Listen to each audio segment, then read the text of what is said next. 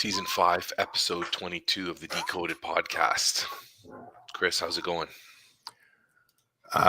Good, Roland. It's going good.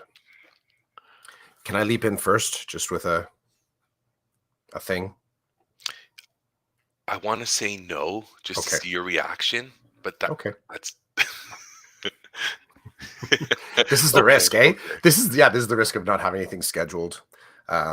This the is equal- no, dude. There's never an issue with us not having anything scheduled. Come on. I know it's This is the democracy of our 2-vote system. One counters the other. We could just do dead air for 20 minutes. This is the extra special dead air issue. This is your 20 minutes of your moment of mindfulness. We're just going to sit looking at our microphones for 20 minutes and then sign off. See who stays on with us. I don't want to just stare at my microphone because this is what's going to look like if I do that. But yeah. I mean, here and there we could just drop something in. That's true. I do want you to go first. Do you? Okay. I do want you to go first, but I want to say that, remember last week, Ramona was our big winner. Yes. For participation. Maybe we'll have one again this week. I don't know. We'll have to wait and see. Go for it. What do you got for us this weekend? Fish and chips. That could be the title of this episode. So I'm tartar sauce. Yeah, missing tartar sauce. Missing tartar sauce. You had one job, tartar sauce. Tell us about the fish and chips. I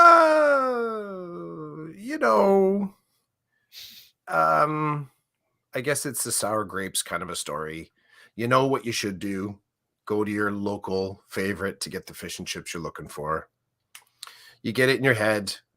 Maybe it's worthwhile to try a different place. You heard a couple things, some people's experience, yada, yada, yada, popular social media influencer, blah, blah, blah. So I go and try a different fish and chips place. And, I get home. It's fine. And it's fine. The experience purchase was fine. I mean, standard fare. Everyone's kind of distanced. Uber drivers are there to pick up their stuff. Few people sitting having some food. Place smells like fryer. So it's all good, right? Indicators, brightly lit, simple menu, pretty quick service. Called it in. They said it's going to be ready in 15 minutes. It was ready in 15 minutes, which is perfect because that was the amount of time it took me to drive there. 15 minutes, perfect time, right? You call it, I drive, I get it, I drive home. Back home in 20, 25 minutes. And then I get home, start unpacking the stuff. You got that cool smell of the fried foods all kind of popping out of the bag because it's in that craft paper, right? That kind of classic packed in craft paper, stapled top. Put the bag on the table, start to unpack it. Slaw, fries, ordered onion rings, get those out. Haddock, we're a haddock family, not a halibut. Haddock's got contentious issue, folks, but I'm betching haddock's got better flavor than halibut. So halibut's just it's kind of like the difference between getting filet mignon, I think, and like a New York strip loin, right? Price point or price flex is similar. Like you're going to pay more for filet than you would for strip loin, but strip loin's got a little bit of fattiness to it, right? The marbling's different. I think a strip loin has better flavor. Truth be told, give me a rib steak every time, hands down. But I digress. So get the stuff all unpacked. Like, okay. There's the cider vinegar, or like the malt vinegar, a bunch of those packs. No tartar sauce. And this could very quickly just fall into an episode of Seinfeld. Where's the tartar? How can it be fish and chips if it's not no tartar sauce? There's no tartar sauce. There's an audible gasp from the family. Right? Disappointment sets in. Oh. And I'm like, okay, I'll make some. No problem. So I whip up some. I was just about to ask you if you whipped up some. Did. But anyway, okay. I fixed it. But the same, when there was this conversation, do we call? Do we tell them? Do we mention? And I'm like, you know what? The tartar sauce was just the gateway problem. Because then we're eating it. The thing that, and I kind of mentioned this to you before, when you pack up fried foods, you got to make sure you got vents on the containers. Like you can't close, you don't want to completely enclose something that's fried in an airtight container because the steam wets the batter.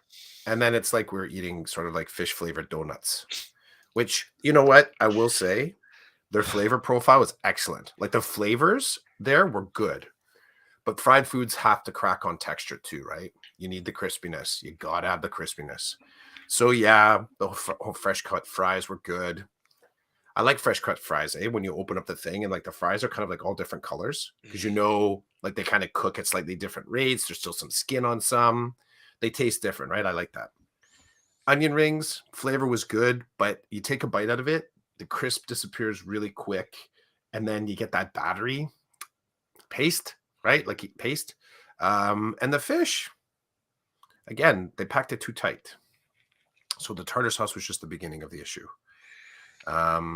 So the conversation is like, well, should we call? I'm like, well, I'm not gonna drive. I'm not gonna drive over and get more. I got the mad skills. I'll make some. So I had the ingredients to do it in the fridge. And for me, it's just like I won't go back. It's not worth it. I'll go. There's a place that's closer, a little less clean, a little less kind of posh. Look, I paid about $10 more than what I would normally pay for fish and chips. Fish and chips. There's a place downtown Newmarket called Chip and Malt. You come back, we'll go there. They have a decent fish and chip, but you're paying $20 for a plate of fish and chips, like one person, right? It's all done. It's all done there. The beer and their beer batter is made locally. The flour sourced from Aurora. Like it's all kind of local stuff. It's good flavors, but you pay more, right? So the place I go to is more like kind of like a mom and pop. There's just a pop there. And it's just like it goes in and out fast all day long. It's a cheaper cut. You get halibut, but like the piece of halibut's sort of like about as thick as a pencil. It's like a shingle, but you get a few of them in the box, and the batter's super crispy always. You know why? He puts holes in the boxes. Right. Stuff vents, right? Yeah. Simple science for takeout. So that's my Simple Science for Takeout. The Simple Science for Takeout. So yeah, my tartar sauce probably like it. It's fine. In the same way, I could probably make a fish and chips that my family loved more than us going out. But when you're taking that night off, you want all the stuff there. The accoutrement, you want it all there. And it should have been.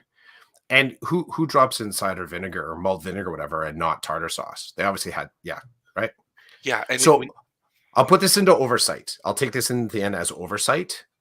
But I'm not going to forgive them. I won't go back. Got it.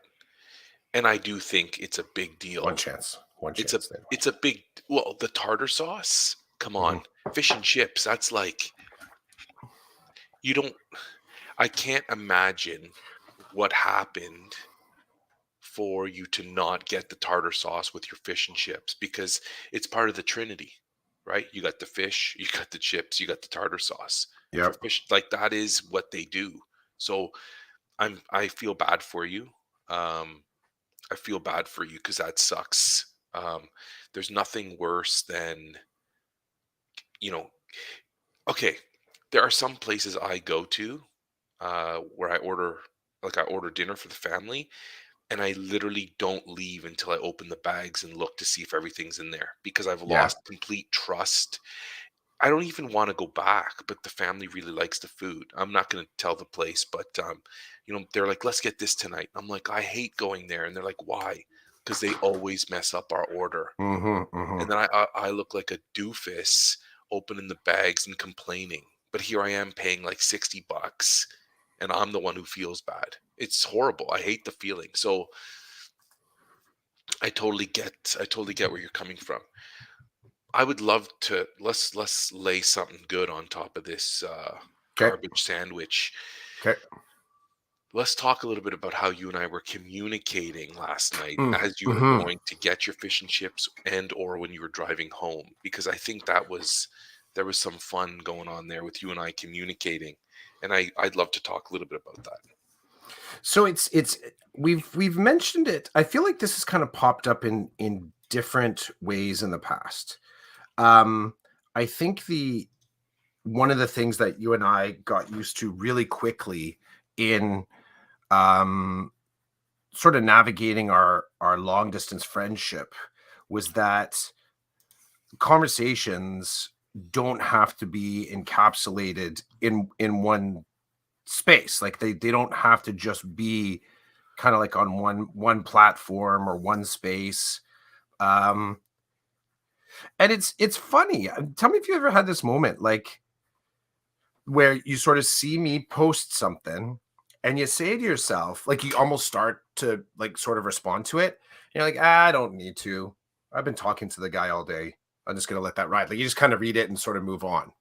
Almost like as if you imagine being in a workplace and you sort of see one of your buddies across the hall and you just kind of do this. You're just like, and the other person like, what's up? And then you kind of go get your stuff done. And then maybe you meet up later for coffee. Like you don't always have to be in the same conversation, right? Hmm. And I like the I like sort of communicating that way because there's different tools that seem to be different carrier waves for certain conversations. Like our right now it feels like the most stable platform is Marco Polo, and just kind of dropping how's the day going kind of stuff, like the daily, just kind of the daily news. And then everything else is sort of like accented to that. So maybe texting, maybe sending an audio message, sometimes dropping something on, a DM on some platform. I like the richness of it.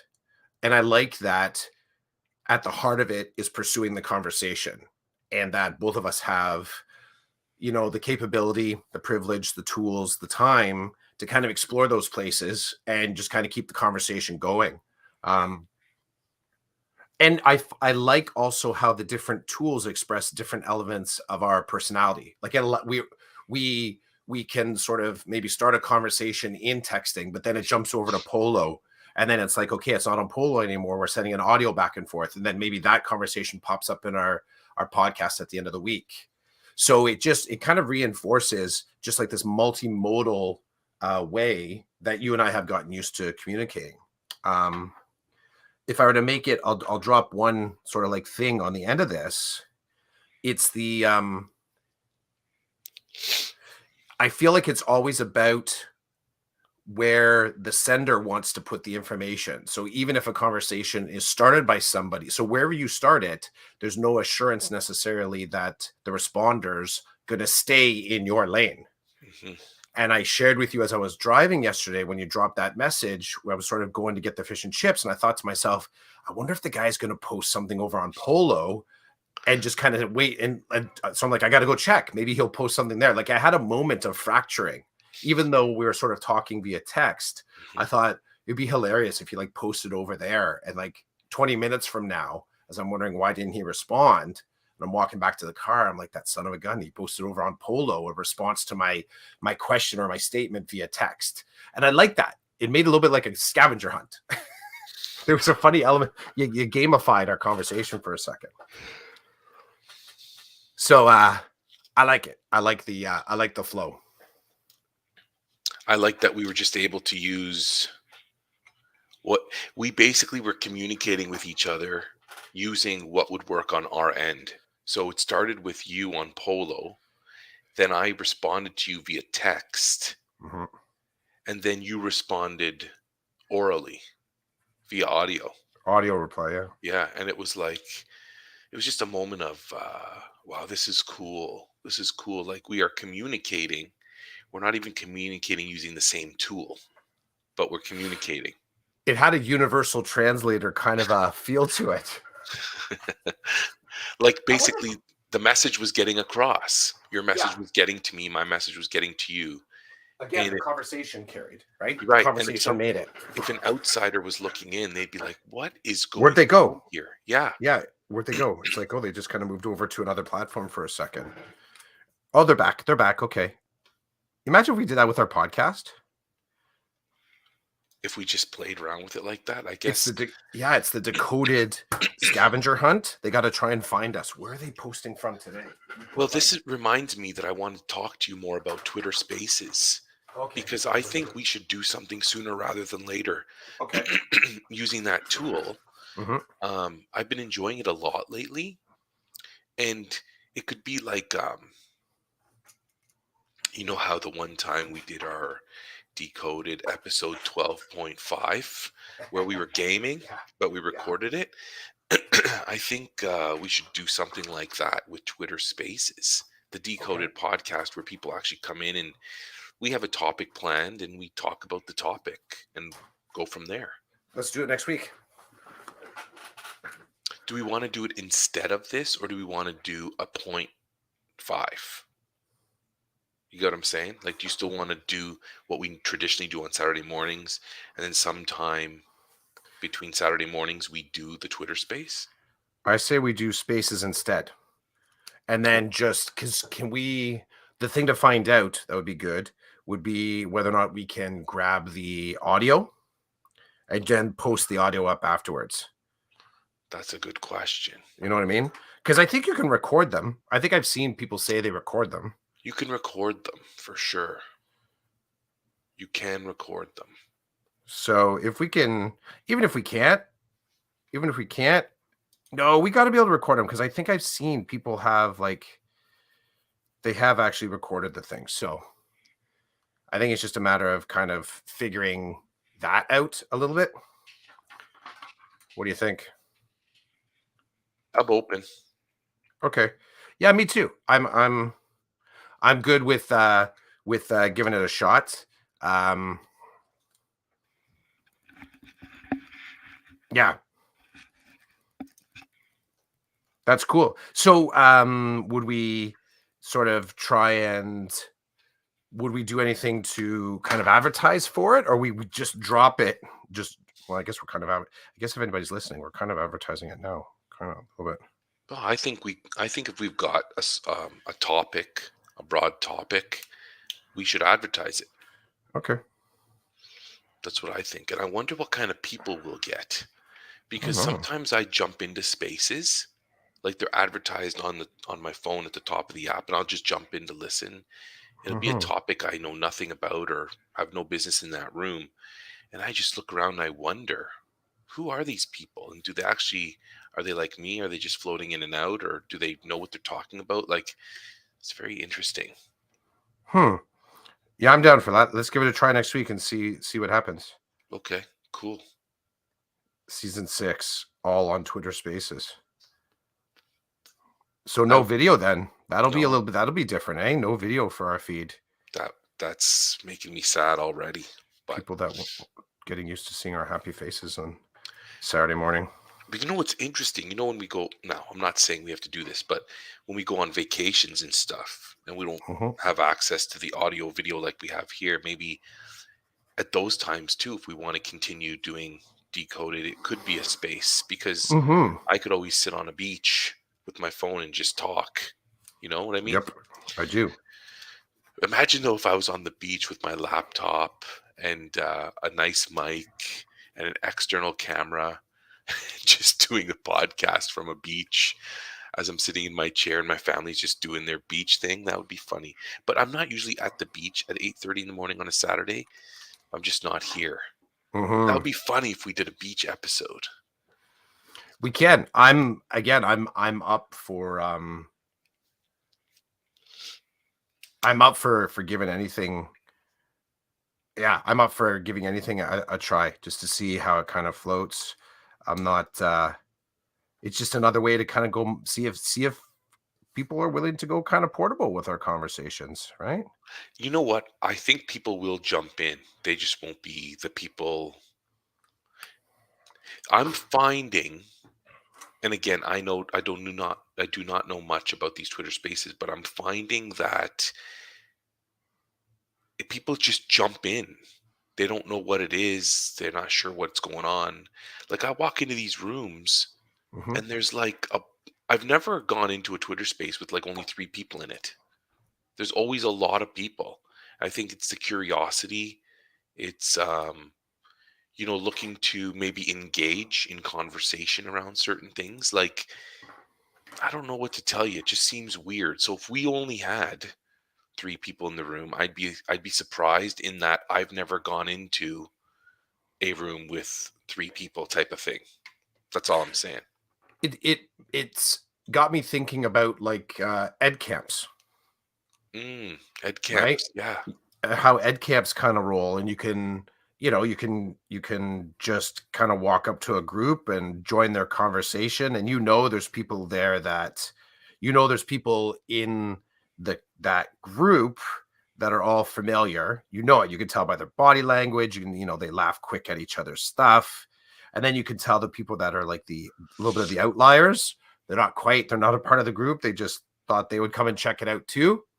Um, and then yeah, I kind of I like this. I like this idea. I think the ed camp style would be useful. I'm actually surprised. I'm probably giving away the secret sauce here. I'm actually surprised that ed camps haven't shifted into something like that. Just that easy access. Come on out, come on out and check out, this conversation. Everyone in the pool, you're welcome. Welcome to come in. Like seriously, does it not seem kind of strange that ed camp, like, because it really does remind me of like an ed camp. The topics are there. You can just jump into the room, leave the room. So I don't know. But I'm down for it. Whatever comes of it, dude. Let's give it a try next week. And even if we can't, record it, if we don't get any feed off of it, I think I'm okay with that too. It's one less episode that I get to mess around with and post to the blog. Which, if we're done talking about this Twitter Spaces thing, I'd like to tell you that I don't know how I survived last weekend. I was behind like 15 episodes or something ridiculous. Um, and I got it all done. But you know what? I never heard from Shref. Has Shref I off of I Twitter? haven't heard from him in ages. Okay. Um, I think he's an administrator now, eh?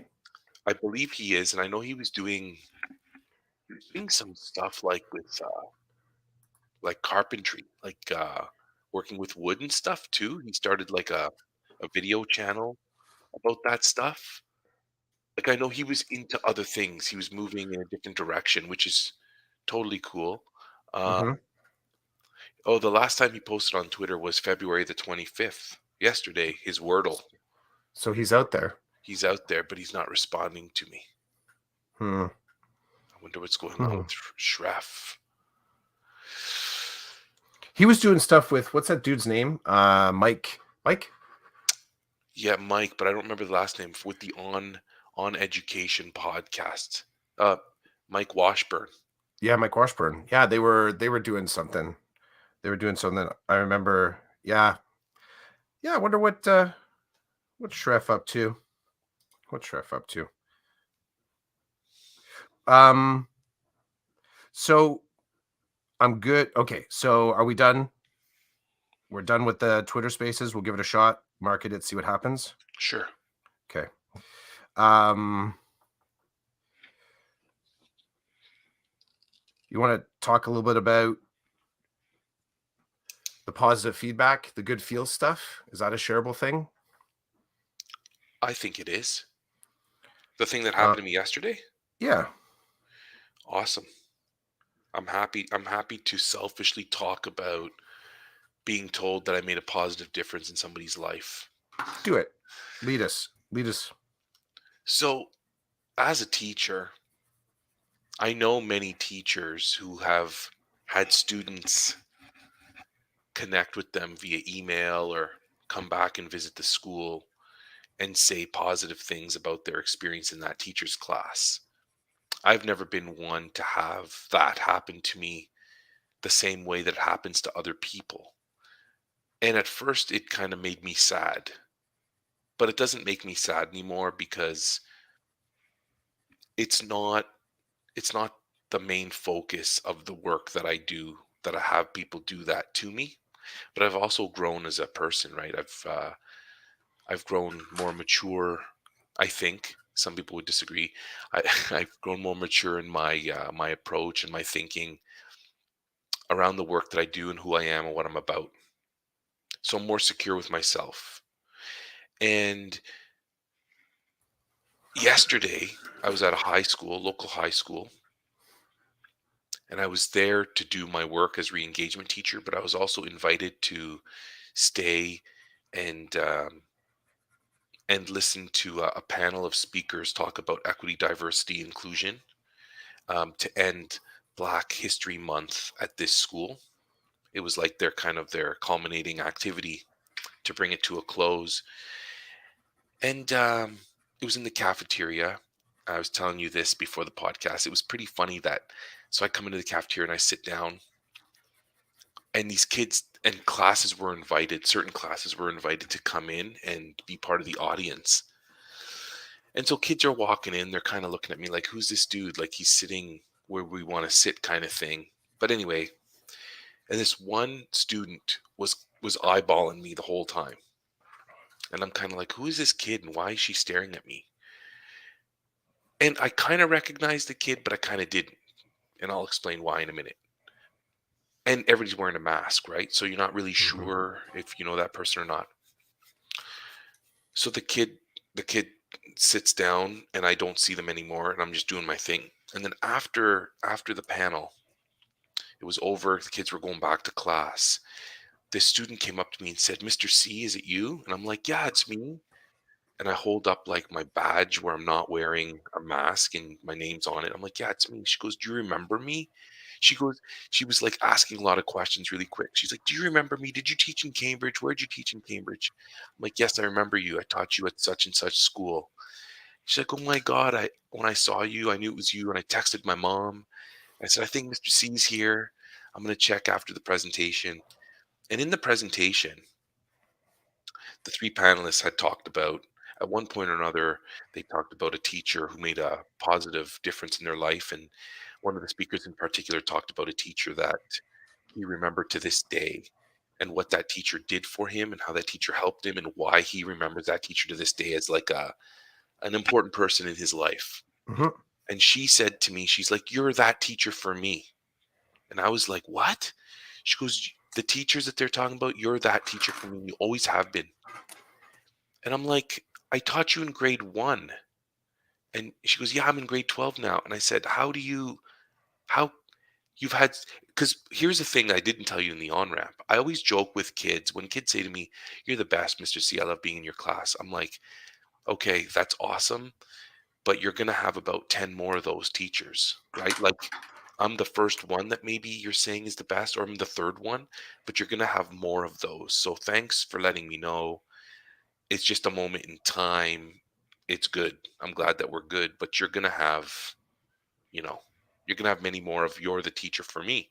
She's like, "No." She said to me, "You're the teacher." And it happened in grade 1 for her. And I was like, "Oh my God, thank you so much for sharing that with me." Um, I asked her, "How are you doing in school? What are you up to? What's next?" And it was it was great to hear from a kid that I taught so long ago that I made a positive impact. And I don't particularly like remember. I don't like I told you she was just this little kid, grade 1. You're like 6 years old, um tootling around the room doing whatever. And she said to me, like, she's like, "Do you remember me?" I'm like, "Yeah, I remember you." And I told her a story. I said, One story stands out with you." And she's like, What was it?" And I said, one one I got an email from your dad on a Friday or something saying that you came home and you didn't have your indoor shoes, and that your dad was worried that you lost your indoor shoes because they're very expensive shoes.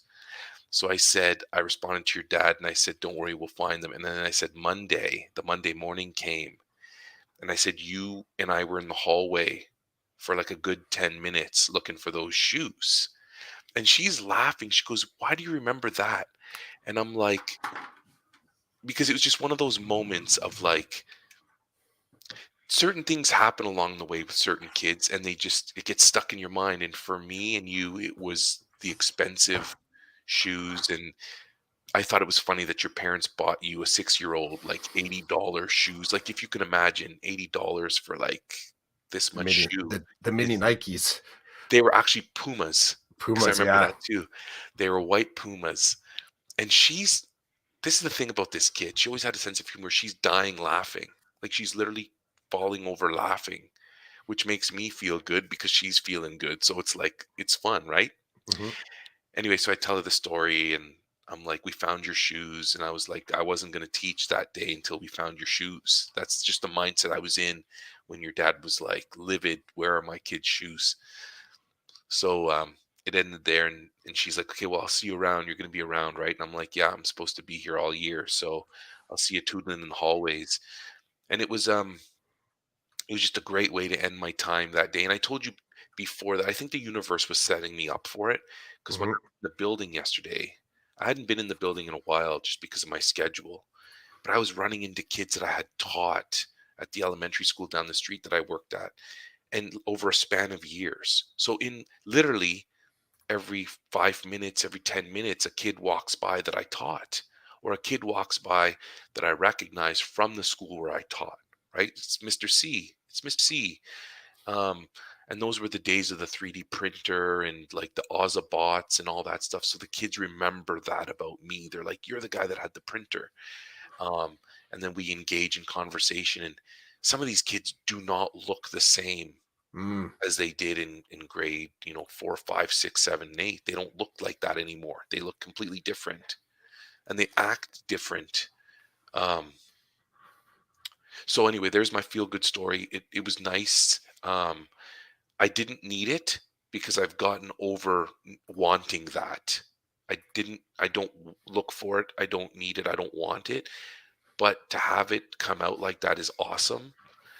It does show that you never know what you're doing and how it's going to make a difference for somebody, a positive difference. Or it could be a phrase, it could be an experience, could be just a simple interaction, or maybe a complex interaction, and then it comes back. And one of the things that's really cool is that when I talk to some of the teachers in this building, one of the things that's come up is they've said to me, because this isn't a really big high school, I think it's 900 kids, which isn't, I mean, we've got way bigger here in Waterloo region. And they say to me, they're like, "We don't know what you did when you taught these kids in elementary school, but whatever it is you did, you made an impact, because kids talk about you. When your name comes up, people say, 'I remember this and I remember that.'" And to them, it's cool. Like the high school teachers seeing how an elementary school teacher who's now kind of floating around the high school has some, like, kids see you and they talk about you and they say hi to you, and they don't see that. And I'm like, "Of course you don't see that, because how often is an elementary school teacher floating around the high school during the day?" Mhm. It doesn't happen. I'm kind of a unicorn because my job has me in these spaces now. And it's kind of cool that I'm working in the schools where I've worked in the feeder schools. And who knew that it would play like this? It's turning out to be kind of interesting for me, and very causing me to reflect a lot about how I've been led to this space right now. And even a couple of the kids came up to me yesterday when they were coming into the calf. Kids that I taught who I see all the time. They're like, "Hey, what's going on? How's it going?" And I'm like, "Holy cow, I remember you from this grade. And I remember you from this grade." Some of them look completely the same, just taller. And then some of them look completely different and a mask on. And I'm like, "I'm sorry, I don't remember your name." Then they tell me, I'm like, "Oh no, that's you." And then, we have a good laugh or whatever. So I thought I was blessed being an elementary school teacher. Now I feel even more blessed to be a re-engagement teacher who gets to run into kids. And some kids didn't like me. That's the other Mhm. thing too. I'd like to just say a word about that. I'm running into kids that are trying to avoid me. Yep. And um that's unfortunate, because I never go to work thinking I want to upset a kid. Mhm. But I do know that some relationships just were not built as strongly as others. So that was funny yesterday too, because when I was talking to two kids, third one walked by. I'm like, "Hey, what's going on?" Gave him the peace sign, and he's just kind of like, "Yeah, yeah. Hey, I see you." And I was just like, I wanted him to know. I wanted him to know, I see you. I'm saying hello. What you do with that is what you do with that, but I'm not ignoring you. And Yeah. it's interesting because I'm like, "Oh, that's so and so," and I remember so and so did not. was not interested in what I was putting down. He wasn't picking up what I was putting down, Yep. no matter what I was putting down. So that happens too. But more often than not, it's a kid who wants to say hello, and it was a positive experience, or at least positive enough for them to come say hello. So that's cool. So there's my story. Yeah, it's funny. I would argue that the universe wants you to be able to take that in and accept it. I know you kind of mentioned the the self-effacing statement, like, cool, glad we were good, but you're going to have other teachers. Just that moment that sort of underwhelms your own gratitude in some ways, like to take that in, because it seems like it's such a natural way for the universe to acknowledge the work you as an adult, as a parent, as a teacher, as a Catholic practitioner. Like it's a way the universe once in a while kind of says, you did the right things in these moments. Just stand in the light for a little bit, just for a little bit. You can be sort of like humble. You can be humble another time and try and hand it off the credit to somebody else, but just take it for a moment, right? I think it's important to take that. I'm guessing you're probably not the first teacher that has tried to sort of dissuade someone from giving them a compliment for the hard work that they do. That's I think that's something that teachers will do, especially ones that aren't sort of uh, Pinteresting their sort of practice for other people to give likes, right? So it's almost, I know for me, every once in a while, I'll say sometimes it's akin to almost like an embarrassment feeling, because it almost like flips the experience. Like someone noticed the effort, and it's like, oh, but you almost want to kind of like bring it down a little bit, like somehow you didn't want you like for me, like what, like it's the things I want to say, or something like, well, I'm kind of like that all the time, or like I didn't. It's almost like it's a weird kind of mindset. You almost want to defend and say, well, it wasn't something specifically I was doing for you. This is just kind of something that I do for everybody. But thank you for saying thank you. And maybe I shouldn't have said that because I'm ruining your moment of thinking that I just connected personally with you. Like it gets confusing quickly. So I think that the best response is thank you. And if you happen to remember a story, because there's been times where some students have come up to me and I don't remember them even after they say the story. Mhm. And it just I don't. Um I want to and I want to laugh, and I'm like, yeah, yeah. And then I'm like, I don't know who that is. Who was that Dude, kid? I looked up, so I have this every year when I'm a classroom teacher and I make my class list, I always save it. I've got a I've got a saved area on my computer where I keep all that stuff. It's my teacher files. Hmm. And when I went back to that class with that girl, I was looking at the names, and like some kids I read the name and I'm like, "Oh yeah." Hmm. I read the name and I was like, "Who was that?" Like Yeah. no recollection at all. I think the memories choose you.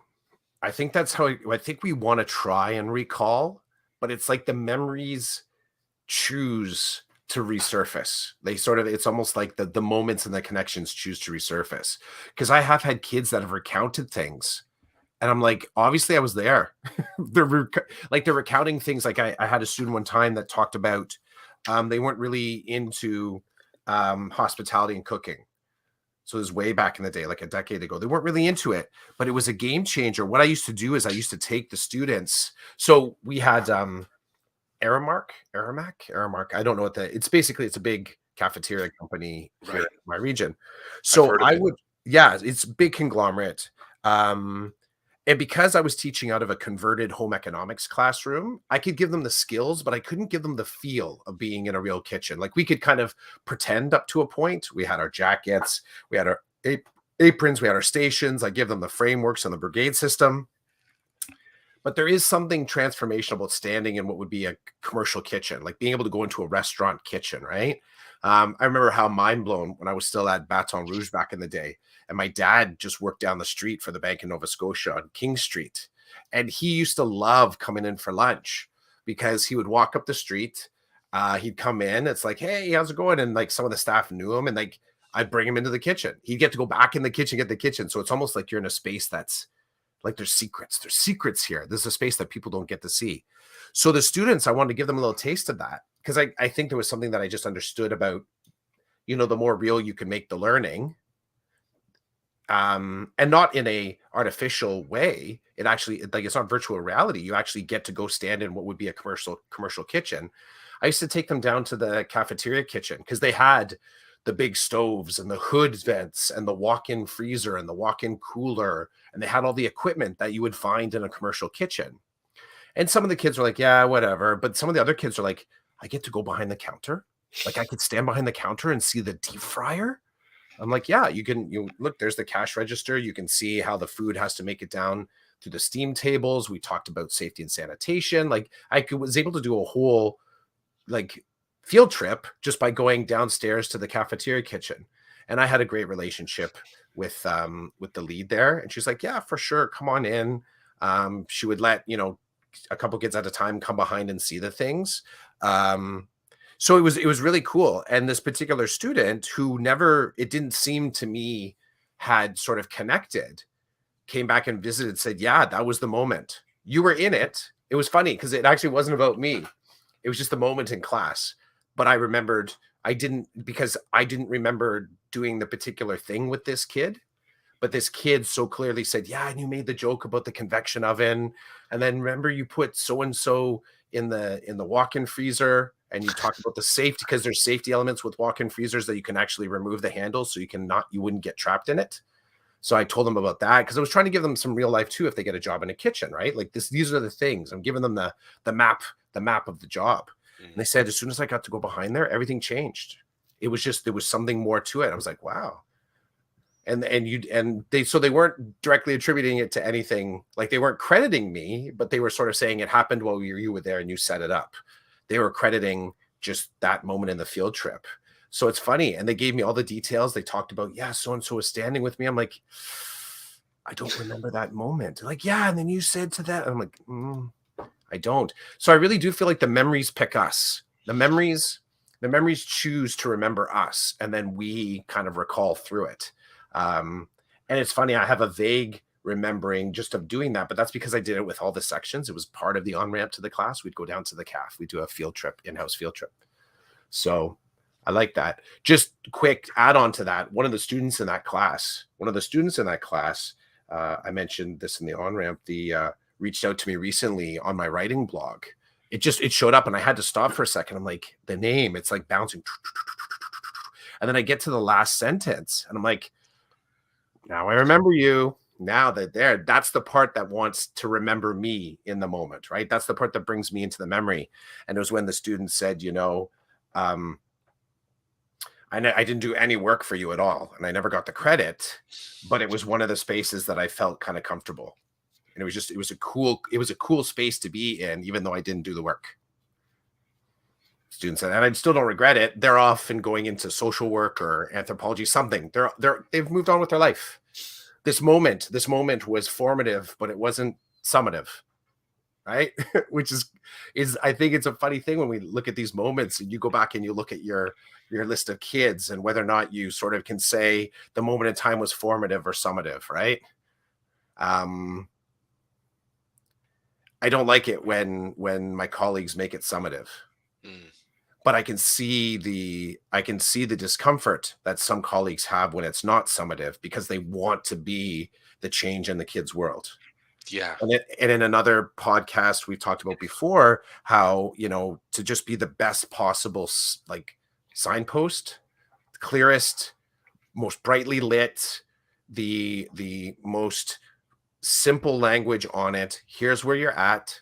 You can choose to go in this direction. If you do, you'll keep going up the street. You can make a change. You can go right. You can go left. You have choice. And I know that choice looks different depending on, let's say, what level you're working at school. But I think fundamentally it comes back to being the best sign and recognizing that there should be way more moments of formative. And that, and you get the true grace of those moments to behold when the students come back and include you in their memory, right? They flip the script and say, this is where you were. This is what you were doing as I was sort of experiencing this course or experiencing this moment.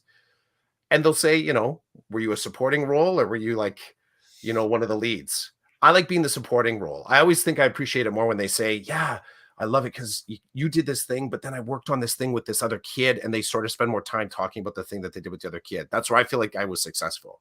If they anchor it too much to me, I'm like, "Yeah, I got to do better to make sure that it's about that kid working with another kid and not, you know." That's where I kind of like take some professional reflective time from it. But yeah, the formative and summative moments. I want more formative moments when I think back on the students. That's what I want for sure.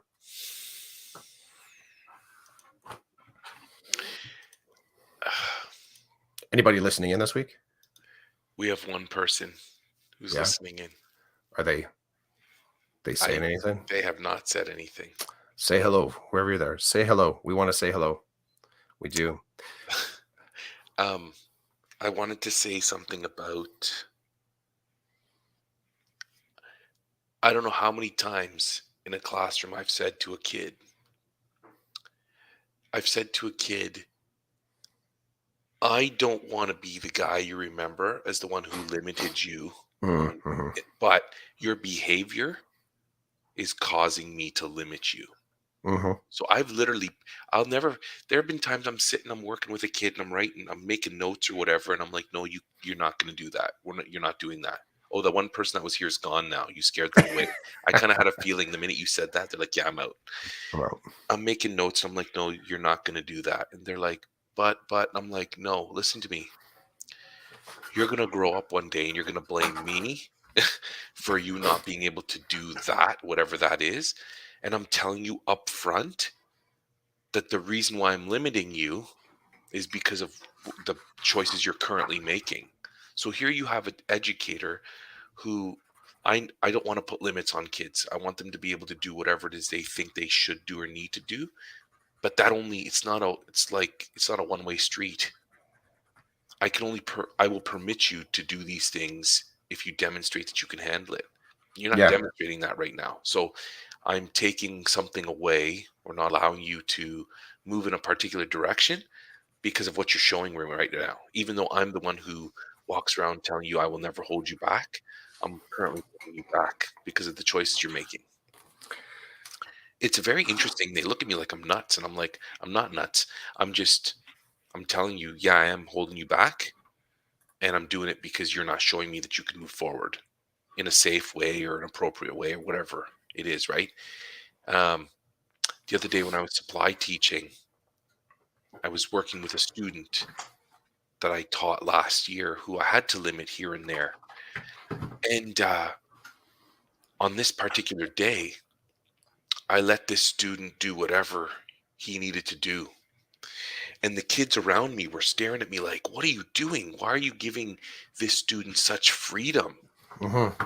And I responded with, look at his choices today. And they were dumbfounded. They're just staring at me. And I'm like, what kind of choices is he making right now in my presence? They're like good ones. I'm like, so then why would I limit him? Mm-hmm. Did you not listen to anything I said to you last year? And that's then other kids that were in my class last year pipe up and they're like, Mr. C said he'd never get in your way unless you showed him that you needed him in your way. And I'm like, this particular student is not doing anything to demonstrate to me that he can't be as free as he is right now. Mm-hmm. And the kids were jealous because normally this student has difficulties with their behavior. There were no difficulties that day. And I knock on wood because you never know what you're going to get. But on this day, this student was okay with me being in the room. We have a relationship that we were able to lean on and carry us through the day. This student was not a negative factor for me at all. In fact, there were other students that stepped up and decided that they wanted to be the negative factor that day. And the Mr. C from the past had to come out and be like, I'm not a supply teacher. I'm Mr. Mm-hmm. C. You know me. I'm in full teacher mode now. Watch out. Well, so and so does it. No, I'm not so and so. This is now my class. It's interesting. It's like martial law. I came in and I literally took over and marked that space as mine. Said, your classroom teacher's not here today. And I said it very matter of fact. Your classroom teacher's not here today. You've decided that you're not going to follow the routines that this individual has set in place for you since September for whatever reason. This class is mine now. Go back and sit down. I will come to you when I need to come to you now. Do not get up and do not do this and do not do that. I will approach you when I need to.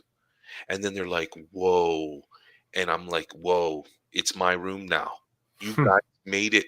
Y- I said, "I take my lead from you. You just led me to take over this class. I do not want to hear again, Miss So and so does it this way. It's my class now." And they're looking at me like, it's funny. Some of them are like, "This guy's nuts." And some of them are like, "Nope, that's Mr. C. This is Mr. C. This is Mr. C.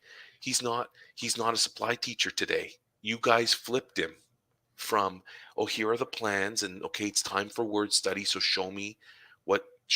It was no more show me. It was, I'm gonna show you. Sit down, be quiet, and we're gonna reset, and then we're gonna see how you do with the reset. But I needed to put my foot down. Reset time. You guys are, and the one kid who they all thought would be the one that would flip me, he didn't flip me. He was like, "Hey, it's Mr. C. I know how we work together. He does his thing, I do my thing, and there's harmony in the middle, and I like harmony." This is what the kid's like, "I like the harmony." Mhm. So the kid's like, "Can I do this? Can I do that?" Go nuts. I said to him, "You done your work? Yeah. Okay. You want to see it? No, I don't need to see it. You told me you were done. Thank you. What are you supposed to do now? What would you do with Mr. C last year?" "Well, I would do pick this up." "Okay, go. Do it. You know exactly what to do." It's so important to have like that's like some of the power of routines, the power of experience, the power of trust, the power of just kind of getting to know the kids, getting to know systems. There's a whole lot of experience that's cracking off in that moment, eh? Um, I Dude, find right now I'm in a go drop it. What? no, no, I'm hearing you. There's so much Oh, that's going on in that moment. yeah, and I mean, there's no way to reduce it down to one thing. I hear I hear the layers. I hear the layers in it. And even as you're explaining it, my brain is doing all the yeah buts, like the different divergences that can happen in those moments, right? Which becomes part of like how I've learned to be a teacher. So I'm listening to your example and it's lighting me up because it's drawing me into different examples. Part of what you're talking about from my particular context is when I have to go in and I do an on call. So I'm coming into a classroom that I don't know. Now that I'm in my second year at this school, I'm more known. So I'll go into some random class for an on call, and I'm no longer a completely random teacher to every student in the classroom. And there's amazing power and calm that comes over me when I go into those spaces. Actually, the power of calm, I'll call it that, when one of the students in the class says, "Yo, Clough, how's it going?" And they just offer that as you walk in, and right away it changes it creates a big change in the mindset of the class because now I'm no longer random. Someone in the class dared to call out my name and has identified me, and it kind of anchors you in the classroom all of a sudden in a way that if you are, an on-call teacher that's brought into the school, it doesn't happen that often. So I appreciate that because it gives me a little bit of street cred. The second thing that happens, and it's one of those things that I'm really measuring kind of my tone, my presentation, my clarity, because even though that cool moment happens when you go in to cover a class, there's still going to be the students that as soon as there's the teacher transition, right? Because typically you have two different teachers in one period. You have the teacher that covers the first half, the 37.5 minutes, and then the teacher that covers the second half. It's almost regardless of who you are, but I'm imagining it happens more frequently when the second teacher comes in because you come in cold, you come in hot, it's a quicker transition. You might be flying in from, taking care of your prep or whatever. So you're coming in hot. So those transitions can be really quick. And for some individuals right away, they're like, okay, I'm going to go up and I'm going to go to the bathroom, AKA go for a wander. Right. So I'm working on how do I deliver the no when a student comes up and asks me to go to the bathroom in a very neutral, non-judgmental, but still delivering this is an absolute decision. Um, and sometimes I'll give a qualifier as in set your watch timer right now, come back to me in 5 minutes. I need some time to get set up. And I say nothing else. Sometimes the student just stands there. But I don't address them again. I'm trying to just be very, very clear, right? I'll go about my business, getting set up, reading the lesson, transitioning with the other teacher. And I have had students say, "Well, you're done. Can I go now?" I'm like, "No, there's still 2 minutes left." And they look at me like I'm out of my mind.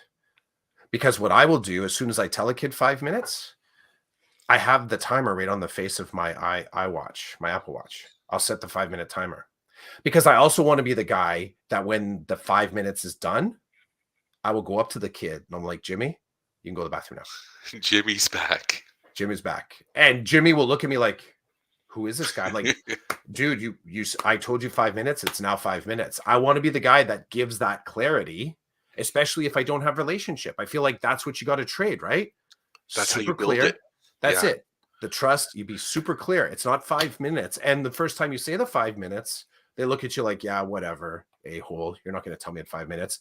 And then I come up to their desk and they're like, I wasn't doing anything, sir. I'm like, no, 5 minutes is up. I've got my stuff done. Go take care of your thing. They're like, this guy's whacked. I'm like, I get that every time. This guy's whack. Can I share the quick dark side to that kind of yes. lockdown thinking? And I think I told you about the story way back in the day when Karen and I first met, one of our first dates. We we went to like a Fortino's or something down.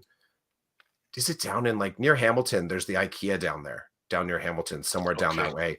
And right in that same plaza beside the IKEA, there was a Fortino's or a Longo's, one of those a little bit nicer kind of grocery Yes, places. yes. And they had a great cold counter there. Oh, So, and I went in and I'm like, can I get 100 grams of the lentil salad? Oh, and I'll get like, give me about 225 of the tomato feta. So I got my containers and I went and sat down and Karen was getting her stuff.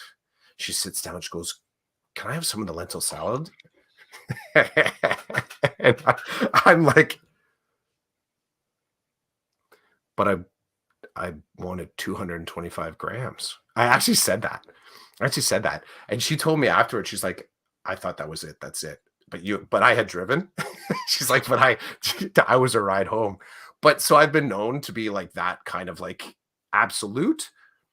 Um, but on the other side too, that if you want, I've never been a great food sharer. mhm. And I was also cracking off on I was being chefy. Right. Came out as being chefy, not reading the room, whole lot of mistakes there. But I guess I'm just pointing out I've been like this for a long time because the other side too, if somebody said, can you pick me up something? If I knew it was by weight, I'm like, do you want 100 grams of it? Like I'll actually say this to somebody. They're like, I just want like a small. I'm like, they don't do smalls. They do it by weight. We'll just tell them to put it in a small. I'm like, okay, I'll just tell them to fill a small. And then I've had people say, there's so much in here. I'm like, dude, you didn't tell me the weight. I could tell them the weight and it'll be exactly how much you want. So flash forward to now as a 50-year-old man, that was me as a 30-year-old young man 20 years ago. When I say to a student 5 minutes, I'm working to make sure that the number or the instruction that I give is clear, that it is deliverable, like clear, reasonable. I'm smart goaling myself, Mhm. specific, measurable, right? Is it rational or reasonable, and is it time bound? Boom. And I have no doubt, like at some point, I'm gonna walk into one of these classes, like, yo, that's the 5 minute guy, and I'll be okay with that because there's nothing wrong with being accused of being able to hold up an end of a bargain, right? Mhm. There's nothing wrong with that. But that's one of those whack memories. That's one of those whack memories that I meet up with one of these kids 20 years from now. They're like, "Yo, Clough, you're the guy that said 5 minutes, and it actually was 5 minutes." I'm like, I'm still that guy. 15 years later. Dude, I operate the same way as you. Can Yeah. I go to the bathroom after morning announcements? Can I go get a drink after I finish this lesson? And same thing, I remember, and then I go back. I'm like, "You can go now." And they're like, "What are you Mhm. talking about?" Right? For what I'm like, you asked, I said. I don't do the timer thing, but I'm like, "No, I told you after this, you can go. Go ahead." Uh-huh. You still had the indicator. You still had the thing that I was have the the thing. yeah, I have yeah. the hook, right? Like, Yeah. "Nope, this is happening right now. You're not leaving." I've been guilty of maybe saying too much, but I do say, "No, you'll go after this." And then I tell them, hey, I'm done now. You can go. And they're like, good times, man. You said that's how we build the relationships when they see that we're not just farting around. And as a supply teacher, even though I'm familiar with many of these kids, it's still that those are the things that I hang my hat on. And those are the things they get, they understand, right? Like even when I guess the flip side is the disappointment when they tell you they're going to do something, but then they don't do it. I say to them, hey, come on, like what happened here? Let's deep. Hmm. You said you wanted such and such, so I permitted you, and now it's turned into a disaster. So, like, where did I go wrong? It's like, oh, you didn't do anything wrong. I did. And I'm like, well, why'd that happen? Like, I don't understand. I thought we were building a relationship, right? And then they're like, whoa, what are you talking? I'm like, Hmm. I thought we were Yeah. building a relationship. And when you build a relationship, there's trust and there's honesty and respect. So you decided you wanted to go off the rails. Like, what happened? They're like, you're turning this into something it's not. I'm like, no, this is exactly what it is. This is how people build relationship. So when I see you and you need something, you can lean on me and I can try to help you out. One class I had, there was a student who was crying. And I looked at another kid and I said, is this normal? And they're like, yeah, kinda. I said, okay. So I went over to the student and I said, hey, listen, you look like you're not doing so hot right now, right? You're crying. So that's an indication to me that stereotypically something's not right. Hmm. And she says, I don't want to do this work. I said, that's fine. I said, what would you rather do? And she's like, can I go for a quick walk? I'm like, yep. She's like, really? I'm like, yeah, go for your walk. So she goes, she comes back. She's not crying anymore. I said, how are you feeling? She goes, better. I said, if you want to talk, I'll listen. But you need to know there's like 10 minutes left. The bell's going to ring. I need to go to another class. Like, so I'm happy to listen. I'm happy to assist. But there is a limit on my assistance because I need to be somewhere else. Hmm. She's like, I don't want to talk about it. I said, that's not a problem. What are you going to do for the next 10 minutes? Because I think I'll sit down and I'll try the work that you were talking about. I said, okay, let me know if you need anything. Then the next day, I was back in the building and she said, when she saw me in the hall, she's like, are you in my class today? I said, no, I'm not with your class today. She's like, oh, that's too bad because I wanted to show you the work that I did. And I was like, Mm. oh. She's like, I worked on it. I finished it up. And I'm like, that's two thumbs up. That's awesome. Keep up the good work. Say hi to me when you see me in the hall. She's like, okay, I'm gone. That for me, it's just for me, the win is that I can be reasonable with a student, right? Like I can be like, okay, you don't want to do the work. Like I can yell at you and force you to do the work, but we all know that's not going to do anything. There's Hmm. history there. I don't know it. I don't necessarily want to be part of any of that. No. I'm here in the moment. What can I do to help you feel a little bit better in the moment? That's it. What more Hmm. like I've been the guy. It's funny because then I've been accused of other people like, well, you shouldn't have let that person go. Like, well, leave it with me. Just leave it with me. Because one of the other things, like, it's not like I have one layer of tactic. So the next layer to this, which has worked, said student or a student who has been accused of a wandering, right? They don't actually, they're not going to the Clef. They say, Clef, they're not going to the bathroom. I said I don't know that yet. I don't know that yet. So it's one of those kind of benefit of the doubt kind of moments. mhm, But once I've established that, I still don't want to be the guy that forces a kid to sit in discomfort and make them piss themselves. Like I don't want to be that guy. In the same way, like this kid being sad, I don't want to be the person that assumes that sadness is fake mhm, to get something out of me. I want to be surprised by that because that means I was believing in humans. I was believing in the moment. I was there. So I try and trap my skepticism a little bit until I have absolute proof. Because I don't think my boss, I can remember um, back in the day, one of my restaurant guys, he was Spiro. One of the things that he had said to me, he goes, I've had people that have come to me and say, I want a day off because, they have to go to some family event. And in my mind, I don't like, I've never heard them actually talk about their family, right?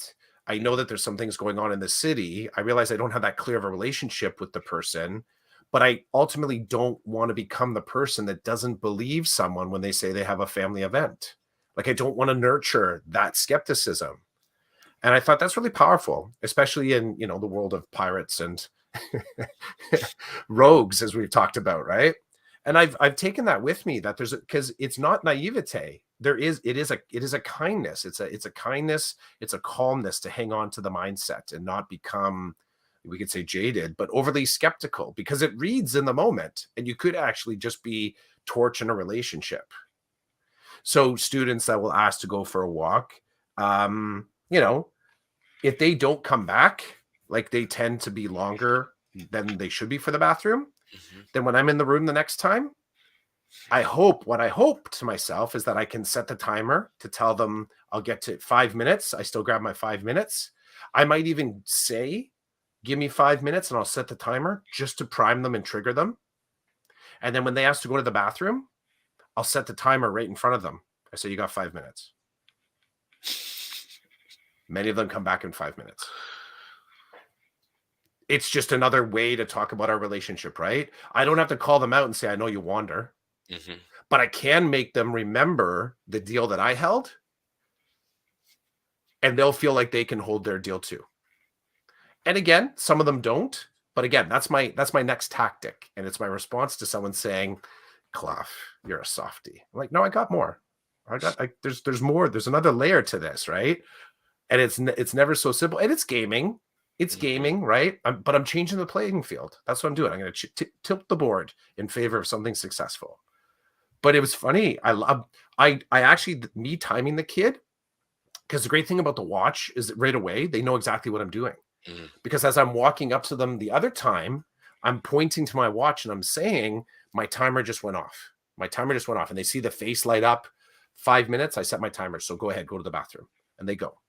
The second time around, they're looking at me and they just see my finger going to the watch. Right away, they're like, you setting the timer? I'm like, yeah, you got 5 minutes, go. And I just walk away. I don't, no more discussion, no nothing. 5 minutes, take your bathroom break. And if they're longer than that, um, we come back, I kind of just operate the exact same way. I do the timer. It's rare that you ever get 3 times as an on-call in a classroom. Like, I would say in 16, 17 years of teaching, I don't know if in one semester I've actually been back 3 times. Okay. Yeah, that's a funny little metric. I would love to hear if someone's ever been back. What's the most times you've ever been back to do an on-call in one class? I think my max is 3 in a whole semester. So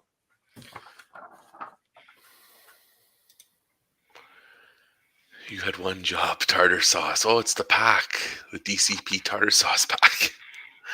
Epic. I knew that you just make your own and probably be better than the restaurants, but it sucks because you paid for it. Like, yeah, you it didn't is embedded want in to the make your price. It own. is. You did Yeah. not want to make your own. Not Though, only what did was kind of nice? what? You should try sometime, if you like it just a little bit spicy with the tartar sauce. Take some out of whatever the thing is. Do you ever have banana peppers in your house? No, we don't often have those. Jalapenos? Yes. Take some of the pickling juice that's in the jalapenos and Mhm. just pour some of that liquid off into the tart. My mouth's watering right now. My Into the kids will tartar love that. sauce. Yeah. Yeah, you get all that dill and kind of pickly tartar sauce flavor, and then the background you just get a little bit of the heat. It's very Mhm. good. It's very good. So that's what I did. We always have banana peppers. My kids love it. So I just poured some of that into the tartar sauce that I made. There's some up there right now. I could probably put on something. My printer, it's 10:13 in the morning and my printer is like Cleaning itself. doing something to itself. Is it an HP? It is an HP. My HP, I got the exact same thing. My HP will just all of a sudden go, it's cleaning the heads. It'll just start talking. Unbelievable. Anyway, Yeah. Go this back to sleep, was, printer. yeah, see ya printer. Um, season 5, episode 22, episode. and I'll remember this one as having a listener that you scared off. Yep. That's awesome. This will be formative. When we get to season 22, well, like they'll come back on. They're like, we can't. I visited you back in season 5. Got in the room. Clough noticed me, and I was like, whoa, gotta leave. It's all good. Peace, Have man. a good one.